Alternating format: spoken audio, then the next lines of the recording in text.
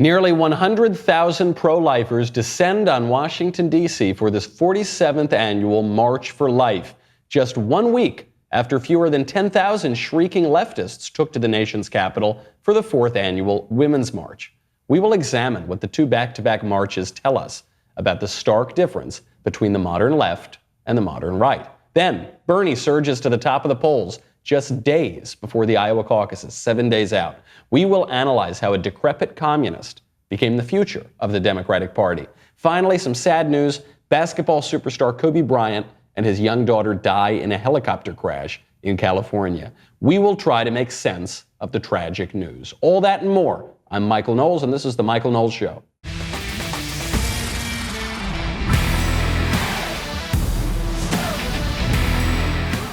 There is a ton to get to right now, today, covering the past weekend. You know, I'm in Washington, D.C. right now. I was here for the March for Life. We put a video up, talked to a lot of people. We saw the president speak, the first time a president ever spoke at the March for Life. And I got to tell you, just those marches, the March for Life and the Women's March, showed me that the difference between the left and the right is getting clearer every day. You know, we talk about polarization as a unqualified evil. It's always bad that the parties are becoming polarized. In some ways, it's a good thing because you can really tell the difference between the left and the right. Both parties are getting more honest. They're getting more clear about what they want, about who they are, about what they stand for. You can see it in the presidential race. That's becoming very clear in Iowa and New Hampshire. We'll get to that in a second because it's pretty shocking news for the Democratic establishment. But it's really clear. I think it's most clear in these two marches, the March for Life and the Women's March. So I go down. This was truly an historic March for Life. There were upwards of 100,000 people there. The thing that's most shocking when you get there is how young it is. You have no idea how young it is, especially because the media don't cover the event, even though it's a massive annual event that's been going on almost 50 years. You go there, I think the median age is probably like 19. And these people are so young. And I was trying to understand, why is the March for Life so young? Obviously, there are parents there, and there are priests and nuns, and there are some politicians, and so there are older people too. But mostly it's teenagers and people in their 20s. I think it's because for young Americans, abortion most visibly affects their generation. A full quarter of millennials and Gen Z are not here because of abortion. 1/4 of them have been killed through abortion. So I think it really rings home for them. I spoke to a number of people out there. Let's just take a little listen to the difference between the March for Life and the Women's March. Here's a young man I met named Jorge. Jorge came up to me, I had a sign that said, "Tell us your story." He said, "Hey, you still taking stories?" I said, "Absolutely." He goes, "All right, I've got one for you." Jorge grew up in foster care. Here's his reaction to the pro-abortion movement. I grew up a foster child, and I see many people who use people's bad experiences in foster care as a supportive reason for why abortion should be legalized and even promote abortion for those reasons. Because my mother chose life, I'm able to be used as a vessel to help other people in this world. And you don't think that the suffering that you had to endure, it was just not worth it at all, and be better if you never even had a life? No, I'm thankful for the life that I have, and you know, if just having that chance means so much to me, and today's a great day for me to remember that. And you're out here marching and sending a message to the people who say that people like you shouldn't even be around. No, I actually think that's a very ignorant argument, whether they mean to be offensive or not. To say it's probably better that you are dead than you have a hard life, that's not even their decision to be made, and it's just a very ignorant argument. You know, that's just one of the stories from March for Life. We have a video up at the Daily Wire YouTube page. You can check out a number of them. But it's profound because what Jorge honed in on, as he said, suffering is not a reason to end a life. In other words, we all suffer. Life has suffering, and yet life is a beautiful thing. And we'll see that at the extreme at the end of the show when we talk about Kobe Bryant. That's the one side of it, right? You talk to people like Jorge, you talk to other people at the March for Life, and they are normal. I mean, for lack of a better word, they are normal. They seem grounded. They have a balanced view of the world. They understand that life has suffering, but they're happy for life. They're vibrant. They're vital. You know, the thing that was so interesting about speaking to them is they weren't terribly emotional. They had joy, but joy is not just an emotion. Joy is this spirit of hope, this kind of energy, this kind of life. And they weren't terribly emotional. They weren't yelling. They weren't screaming. They were just joyful. And so President Trump shows up for the first time ever. American president shows up to the March for Life. He gave a magnificent speech. I don't know who wrote this speech, but whoever did should write more of his speeches. And President Trump delivered it, and it was a really beautiful moment. Here's just a little sample from President Trump's speech. All of us here today understand an eternal truth. Every child is a precious and sacred gift from God. And from the first day in office, I've taken a historic action to support America's families and to protect the unborn. I notified Congress that I would veto any legislation that weakens pro-life policies or that encourages the destruction of human life. Unborn children have never had a stronger defender in the White House. Absolutely right. They haven't. And I know it's crazy because what so many people say is Donald Trump, he used to call himself very pro-choice. He's a New Yorker. He's full of it. Whatever, guys. It is simply a matter of fact that while in office, President Trump has been the most pro-life president. We talked about it last show. More so than Reagan, more so than Bush. It was a beautiful moment. I mean, in some ways, when I was standing there watching President Trump give this speech, I thought, this is the evidence that I'm living in this simulation. Then I remembered that the podcast I'm co-hosting with Ted Cruz has now become the #1 podcast in the country. It actually overtook the Joe Rogan Experience. And I thought, now I know I'm living in the simulation. We'll get to that a little bit later. That was the pro-life side of things, okay? That was the March for Life. Now, compare that to the Women's March that took place just 1 week earlier. Here's a little taste of the Women's March. The patriarchy, Donald Trump, Mike Pence, white supremacy, racism, misogyny, homophobia, transphobia, capitalism, classism, transphobia, ableism, Islamophobia, anti-Semitism.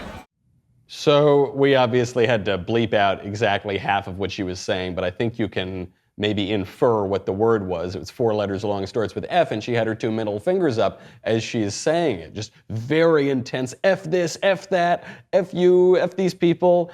And lest you think that I'm just pulling one little clip out of context, that actually the Women's March was some normal, totally balanced thing, and there was just one kook out there. That isn't the case. Here's a shot from the Women's March of whole scores of people, I don't know, maybe 100 or 150 people out there, dancing and yelling and rapping and saying poetry about how we're all a bunch of rapists. Here they are.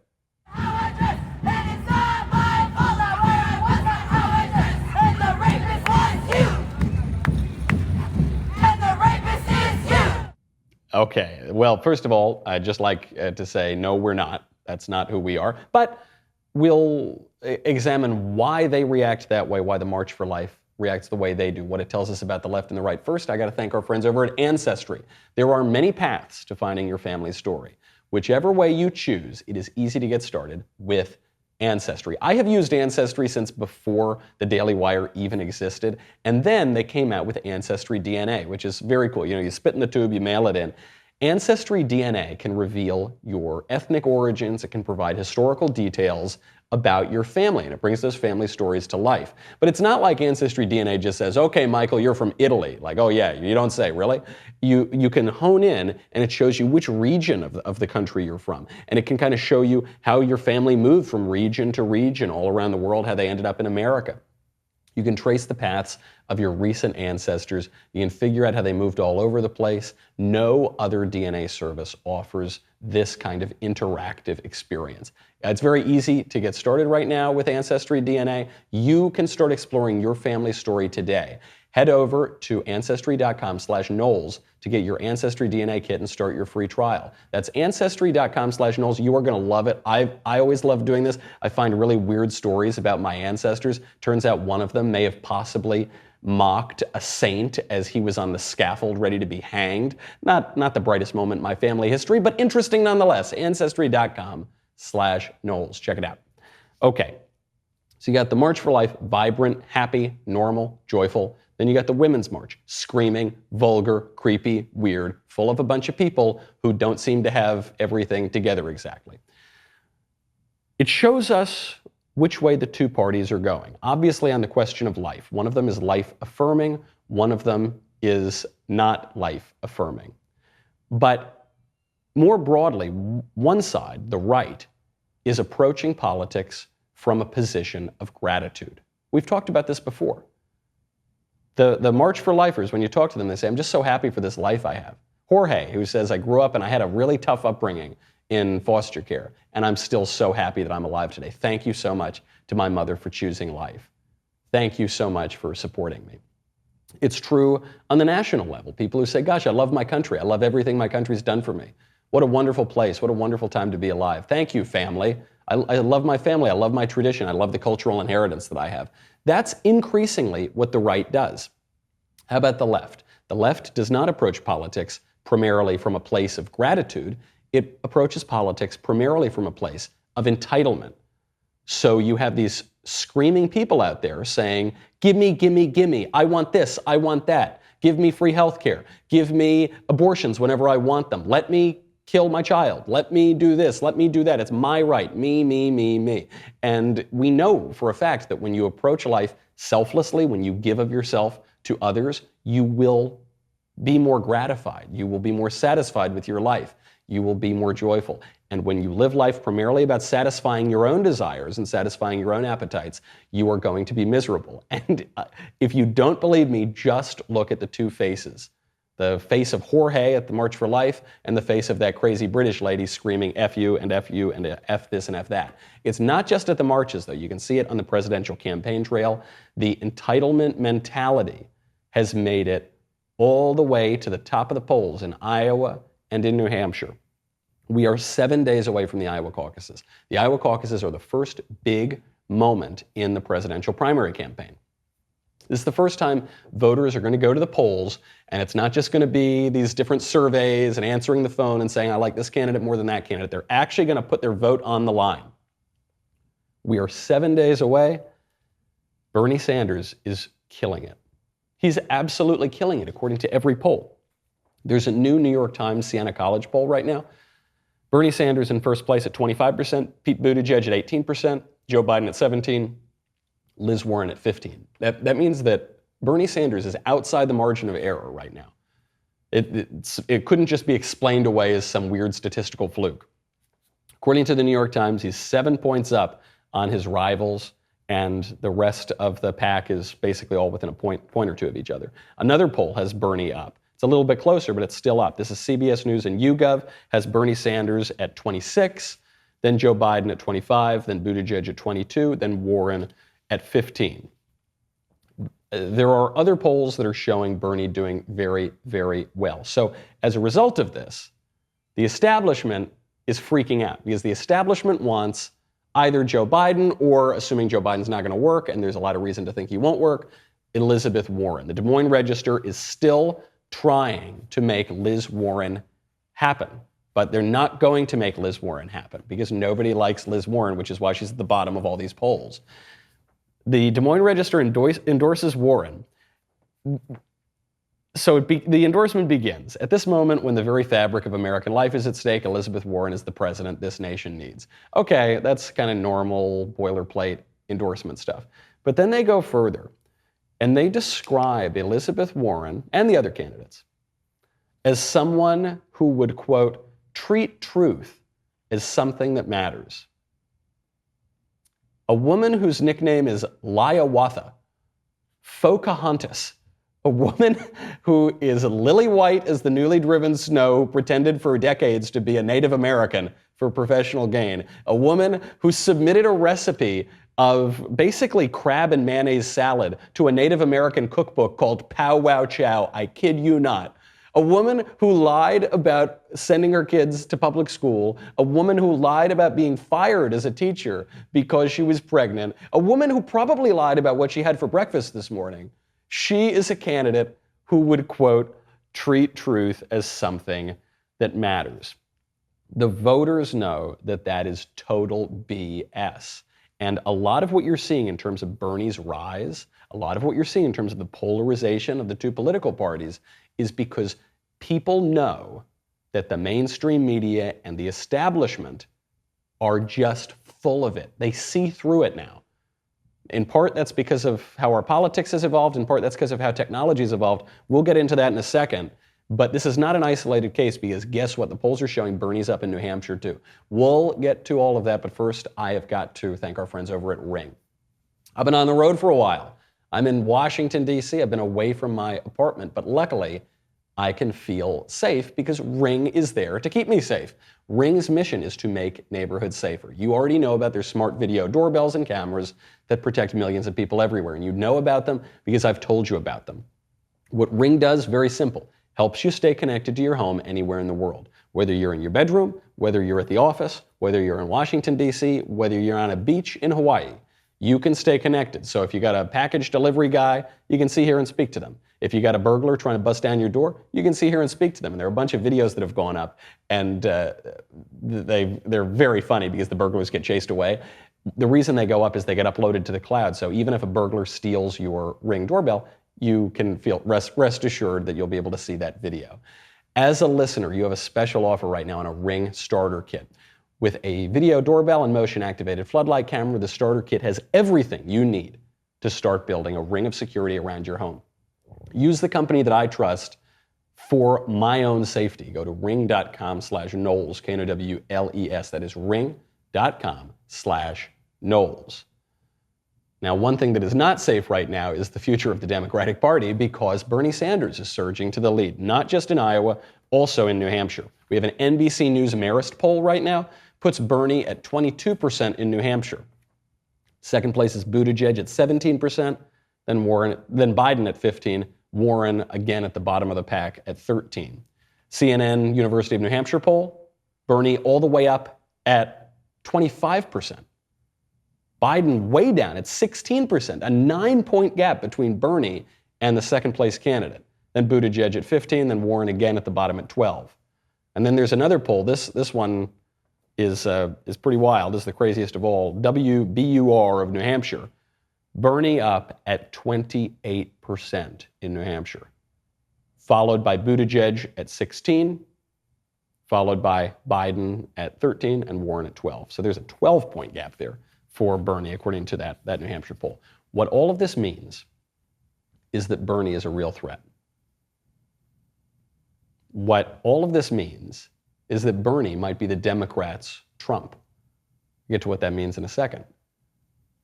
What all of this means is that the Democratic Party is becoming more honest. You know, for years and years, for a century, the American left defended radical regimes. The Soviet Union. I think of the reporters Lincoln Steffens and Walter Duranty, talked about how they saw the future in the Soviet Union and it worked, carried water for Joseph Stalin. You had the American left, the honest voices of the American left, defending Fidel Castro, defending Mao Zedong, defending all sorts of awful, radical, socialist, communist regimes. But there was this kind of veneer of moderation or respectability. That is now falling away. It's falling away because the establishment is losing its credibility. Bernie is the Democrats' Trump. He is the answer to Trump.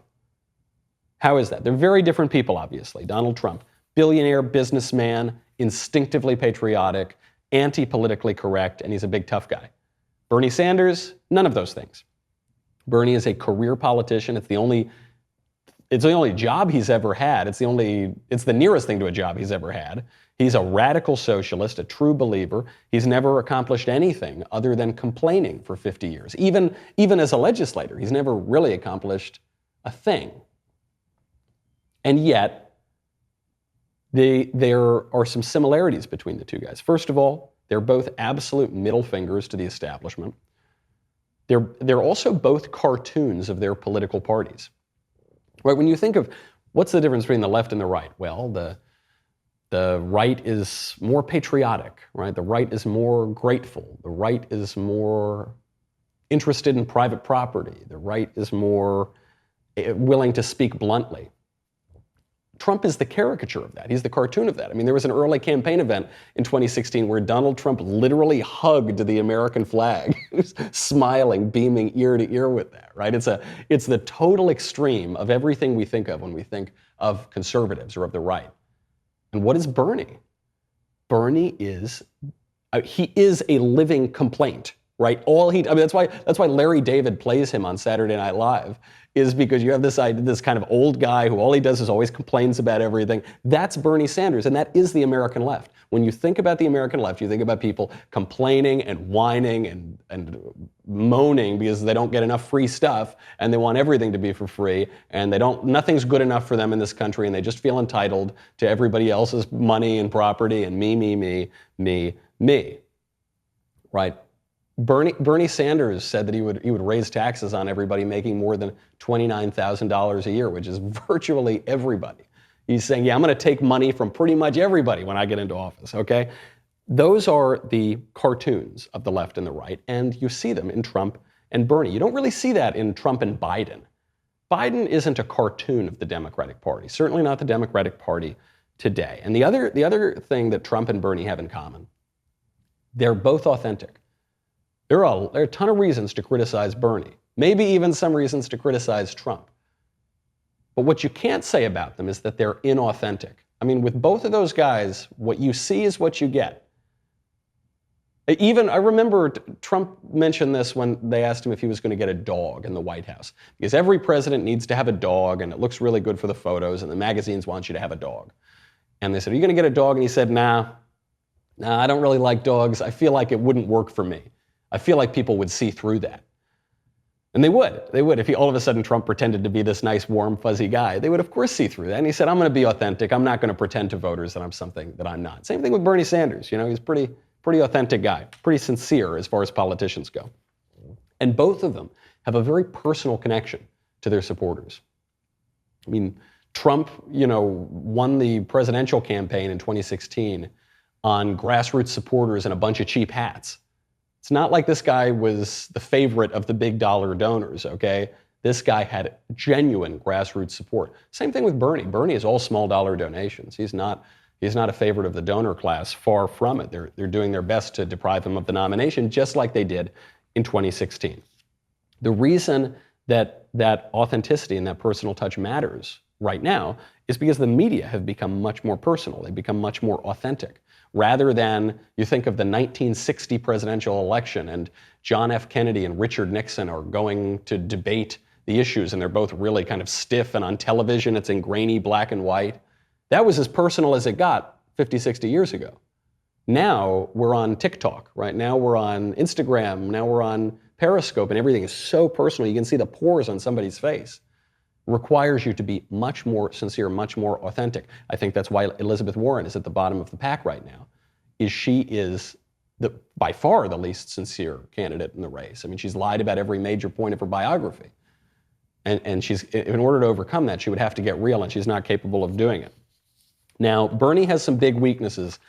Joe Biden has some big advantages, and there's actually some secret gossip going around among the Democratic senators, which Senator Ted Cruz told me the other night on our podcast, Verdict with Ted Cruz, that might shape the way we look at the rest of this race. We will get to that. We'll get to what that means for impeachment. We will get to the very sad news about Kobe Bryant. But first, I've got to thank our friends over at ExpressVPN.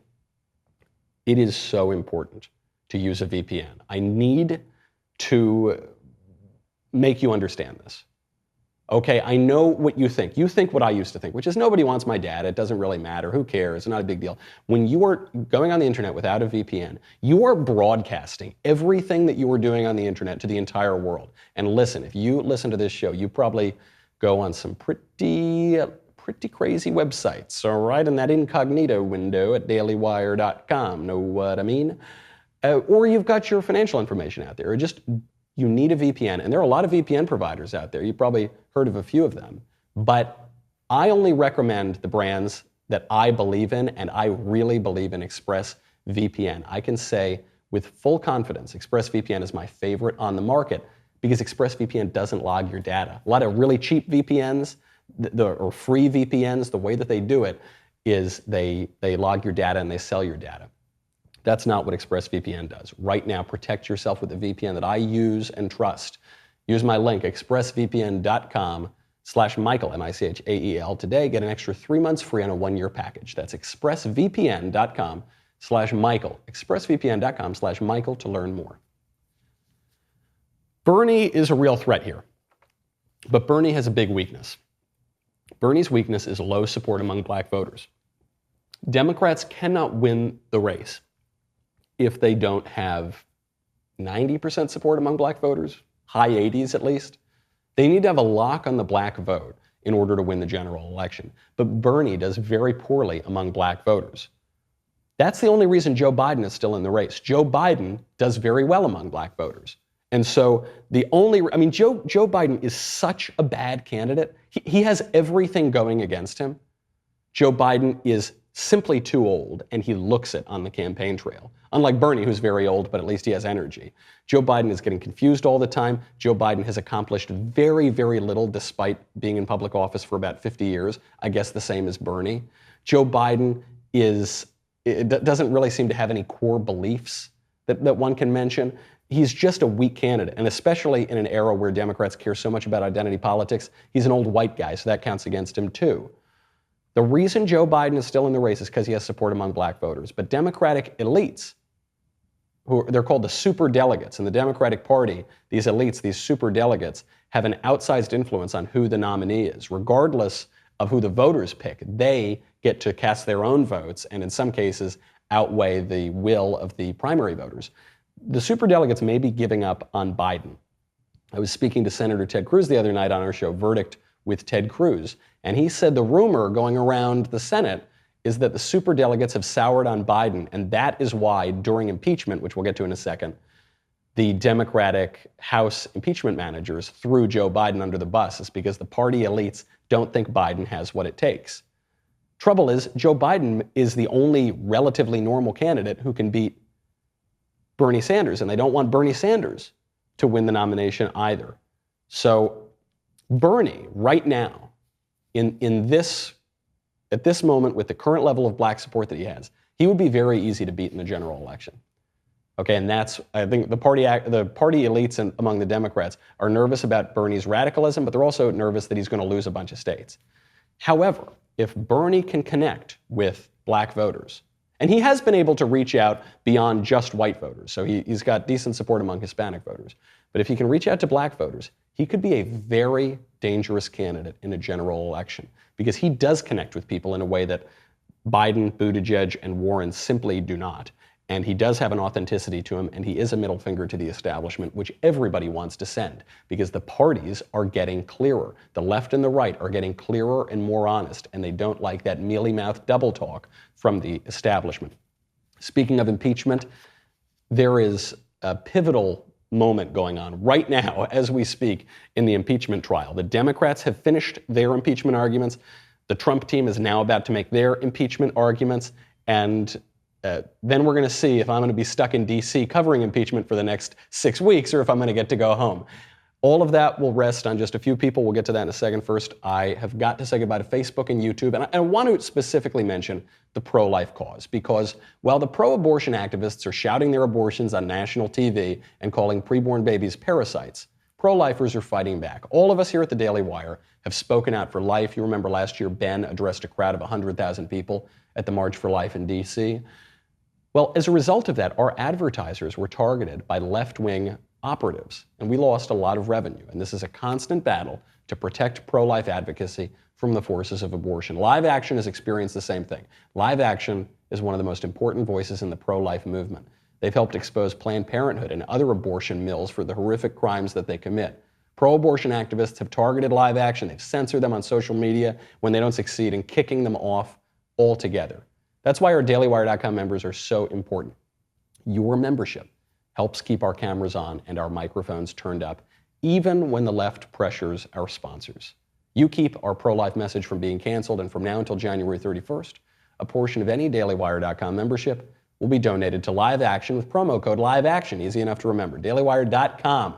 Head on over there and make your pro-life voice heard. We'll be right back with a lot more.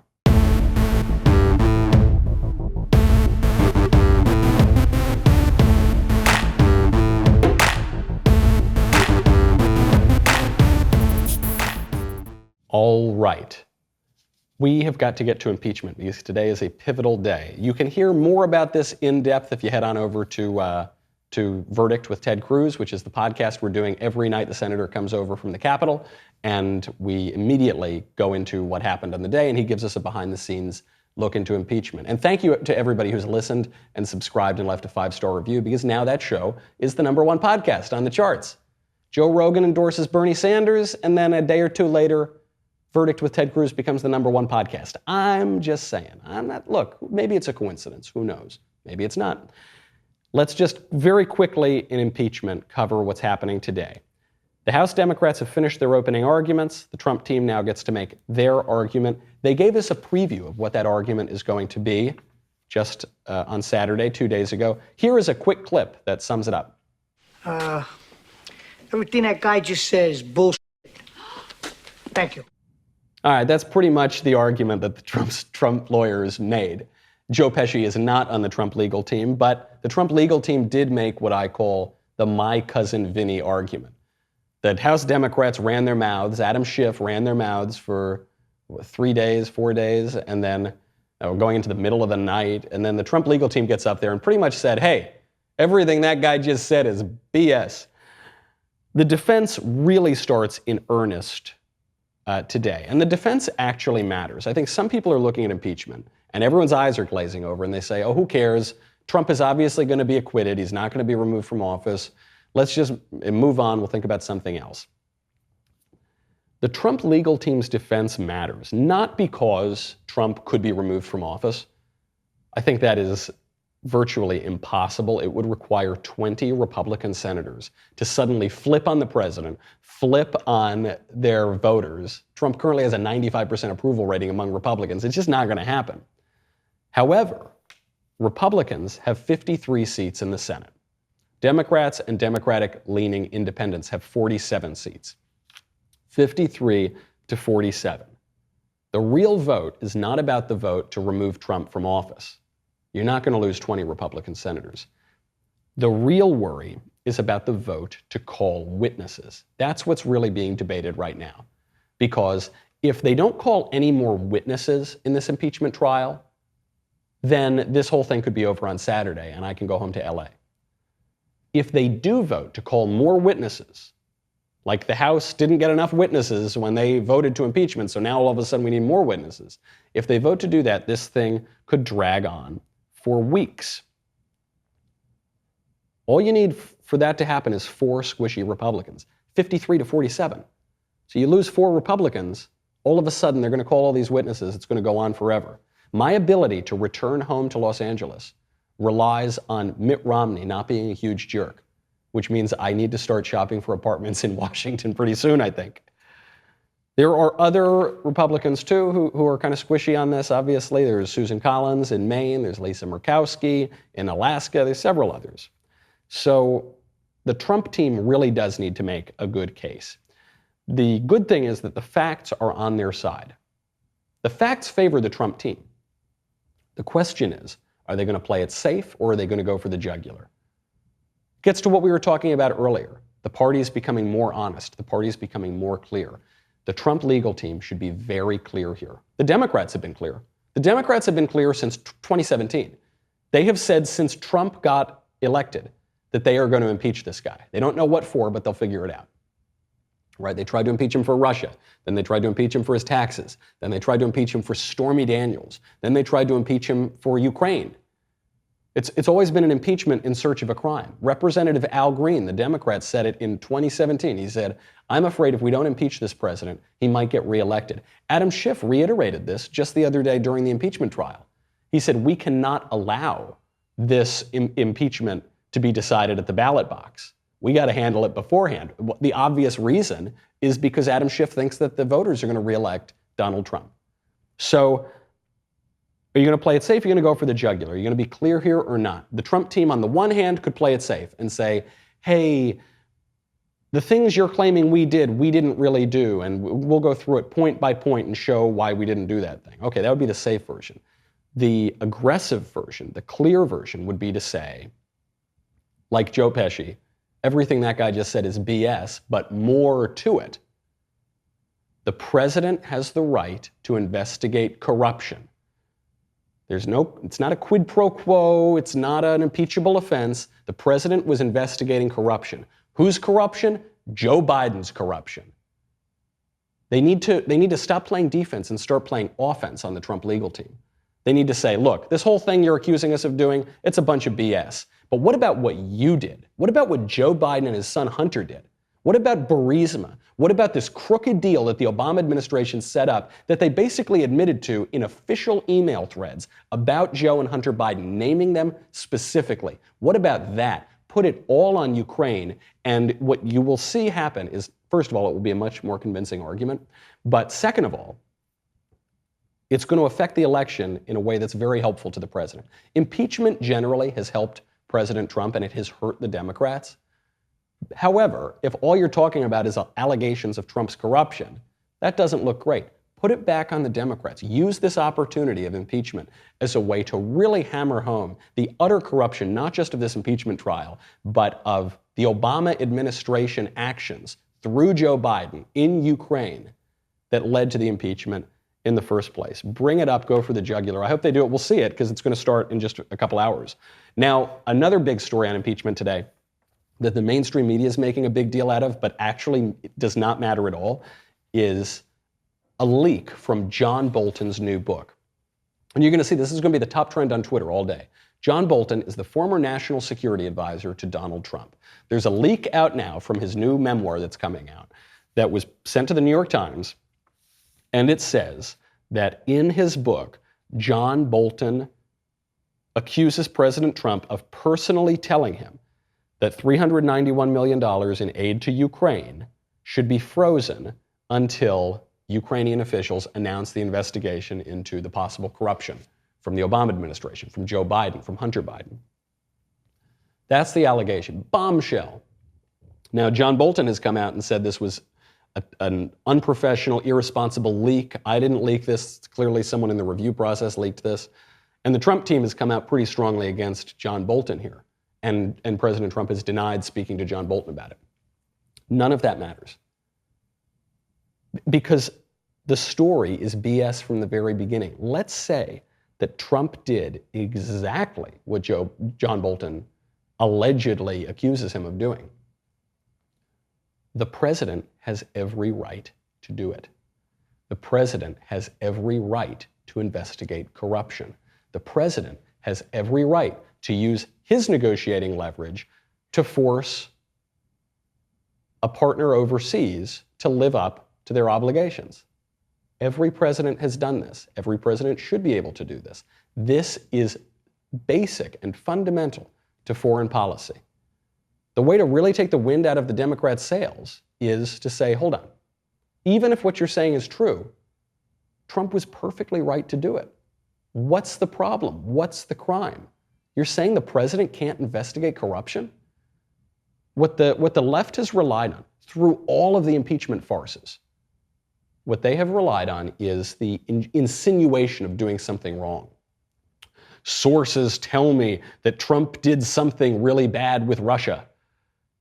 We don't know exactly what he did that was bad, but it was really bad. Yeah, it might not have been a crime, but anyway, it was really bad, and so we got to get rid of the guy. Then it turns out he didn't do anything with Russia, and we don't need to get rid of him, and the things they were alleging that he did aren't even illegal. Well, we think that Trump might have done something bad on his taxes, so we got to get rid of him. Well, we think what he did in Ukraine might have been really terrible and illegal. You got to zero in on the details here. What did he do? If he did it, would that be illegal? And the answer is no. It's just all smoke. It's all insinuation. It's all sizzle, no steak. How many more metaphors can I use? It's just nothing. The only people who are going to focus on this John Bolton thing are the mainstream media and the House Democrats, desperate to find something to impeach the guy for. I think that story goes absolutely nowhere. Now, before we go, I want to get to Kobe Bryant. Very sad story. Kobe Bryant, one of the greatest athletes of his age, one of the greatest basketball players ever, personally a very interesting guy. He spoke fluent Italian. He grew up in part in Italy because he came from a basketball family and his father was playing over there. He was Catholic. He went to a Catholic parish right near where I go to church, actually. Very interesting guy. He was an Academy Award winner. How many basketball players become Academy Award winners? I don't follow basketball, so I really can't comment on Kobe Bryant's basketball playing at all. But I did see Kobe Bryant perform one time. And I saw him perform. It was a surprise performance at the Hollywood Bowl when John Williams, the composer of Star Wars and Indiana Jones, he was playing a concert.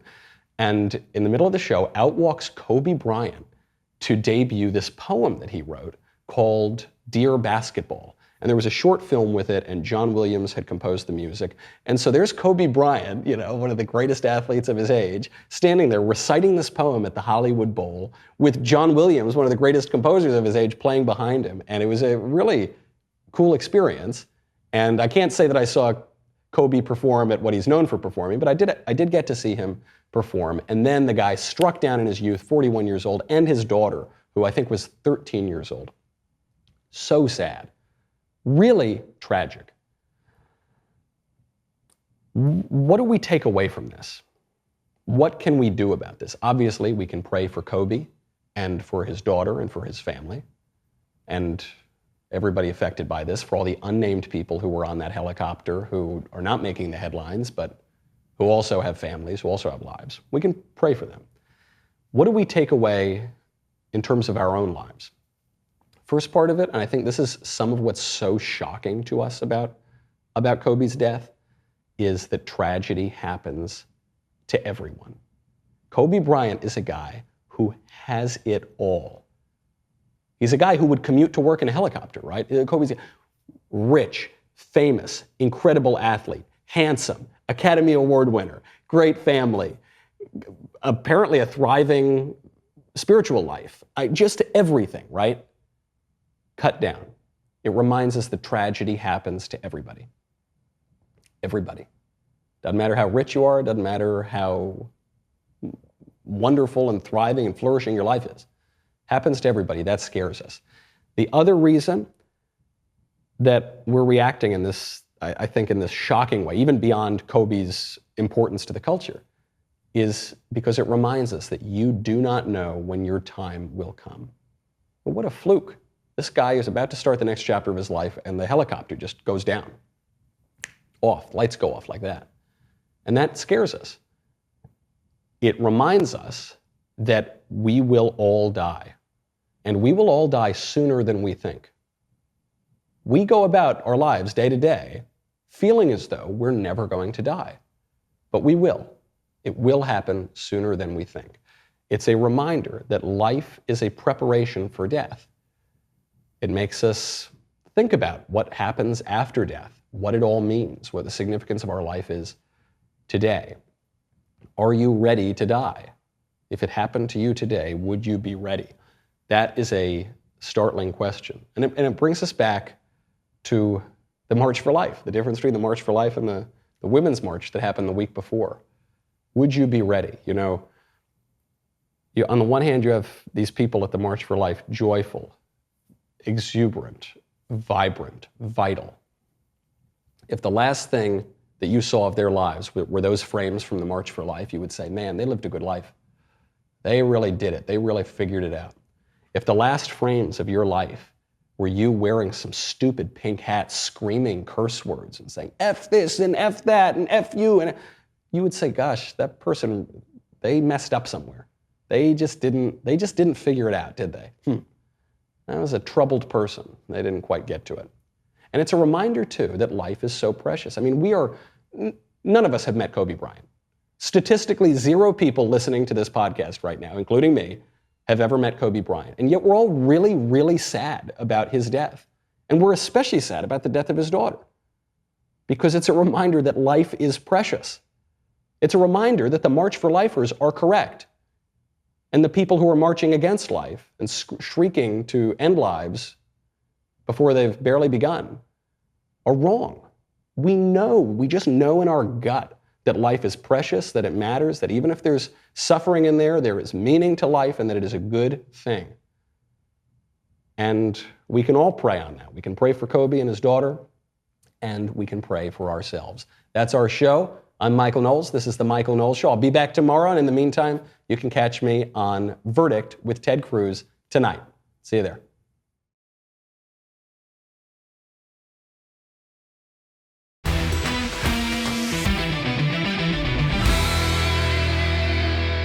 The Michael Knowles Show is produced by Ben Davies. Director, Mike Joyner. Executive producer, Jeremy Boring. Senior producer, Jonathan Hay. Supervising producers, Mathis Glover and Robert Sterling. Technical producer, Austin Stevens. Assistant director, Pavel Wadowski. Editor and associate producer, Danny D'Amico. Audio mixer, Robin Fenderson. Hair and makeup, Jesua Olvera. Production assistants, McKenna Waters and Ryan Love. The Michael Knowles Show is a Daily Wire production. Copyright Daily Wire 2020. On the Matt Walsh Show, we're not just discussing politics. We're talking culture, faith, family, all of the things that are really important to you. So come join the conversation.